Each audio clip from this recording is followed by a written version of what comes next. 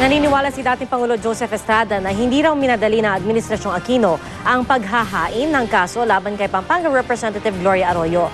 Dapat daw pagbayaran ni Ginang Arroyo ang kasalanan niya sa sambayanan. Mula sa Singapore, nakatutok si Rauna Crisostomo. Kung si Representative Gloria Macapagal Arroyo di muna makakalipad rito sa Singapore para magpagamot, si dating Pangulong Joseph Estrada naman malayang namamasyal ngayon sa Universal Studios. Biro nga niya.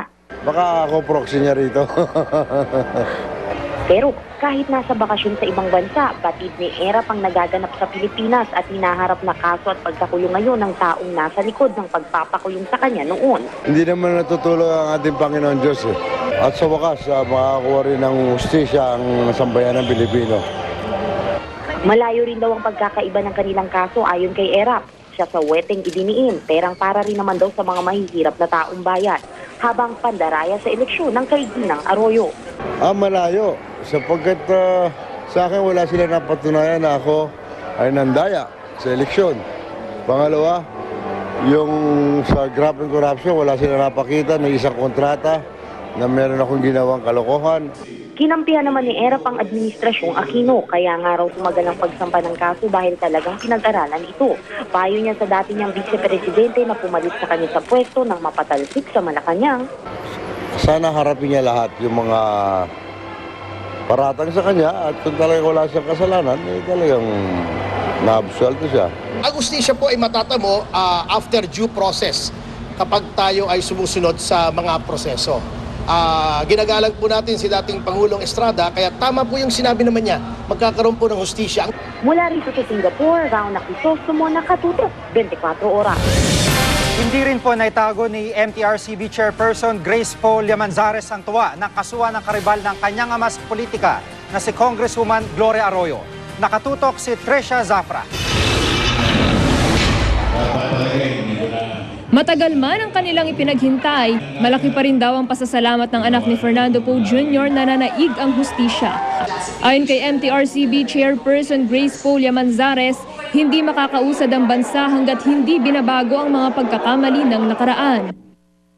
Hindi ko itatago ang tunay naming damdamin na ikinatuwa namin ang nangyari dahil parang napakahabang nobela na to na ang nanaig ng ilang taon ay ang mga nang-aapi sa atin. Pero hindi pa man umuusad ang paglilitis kay dating Pangulo at ngayon Pampanga Representative Gloria Arroyo, may ilan ng umusbong na tanong. Ano na ang mangyayari kay Arroyo bilang miyembro ng Kongreso?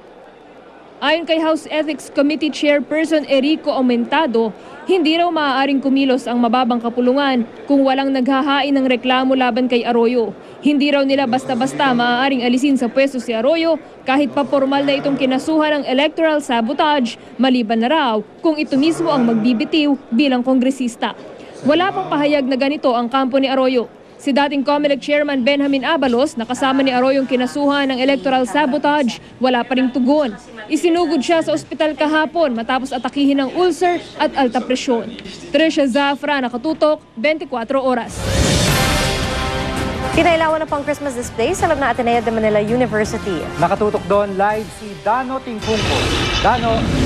Pia Jiggy, ramdam na nga ang diwa ng Pasko dito sa Ateneo de Manila University matapos pailawan na ang traditional na Christmas display dito kanina. Pero hindi pa man formal na pinailawan ito, handang-handa na ito ng aming ikutan kanina. Ang tema ng mga tablo, syempre tungkol sa Pasko. Maghapon ding nagsagawa ng outreach program ang Ateneo para sa 2,000 bata. Ang binansagang Lights for Hope, sinamahan ng Christmas party. Rides para sa mga bata, feeding program at ang bago ngayong taon, ang eye exam. Bahagi ito ng pagunita ng pamantasan sa ika-150 kaarawan ng isa sa mga pinakatanyag na alumnos ng Ateneo na si Dr. Jose Rizal na isang eye doctor din. Matapos ang maghapong party, VIP naman ang dating ng mga bata sa pagpapailaw ng Christmas display. Ilan sa mga tablo ay nagkukwento ng iba't ibang tema ng Pasko tulad ng Rosario, Caroling, Parol, Belen at Misa de Gallo. This is a time of the year where we really want them also to feel the spirit of Christmas and Christmas in the true essence of being Christmas for, to remember Christ and also to remember that this is a season of giving. For our students, it is their way of, in making sure that they practice what we teach them of being men and women for others. So we just saw it as a fitting and a good opportunity to be involved. Also because I am an alumnus of Ateneo and they've always taught us to be men for others. Kaya po kami masaya kasi Pasko po. Masaya po kasi po magki-Christmas party po kami dito. Tapos po, doon naman po sa amin, magsasama-sama yung mag-anak. Pia Jiggy, at dahil VIP nga ang mga batang beneficiary ng Ateneo de Manila University, bilang panghuling treat sa kanila ngayong araw ay itinur sila sa mga pinailawang Christmas display ngayong gabi sakay ng mga inarkilang jeep. Yan muna latest mula dito sa Ateneo de Manila University sa Quezon City. Balik sa iyo, Pia Jiggy. Maraming salamat, Dano Tingkungko. Samantala mga kapuso, wala pong Twitter account si GMA Chairman and CEO Attorney Felipe L. Gozon. Peke o hindi totoo ang anumang account na gumagamit ng kanyang pangalan.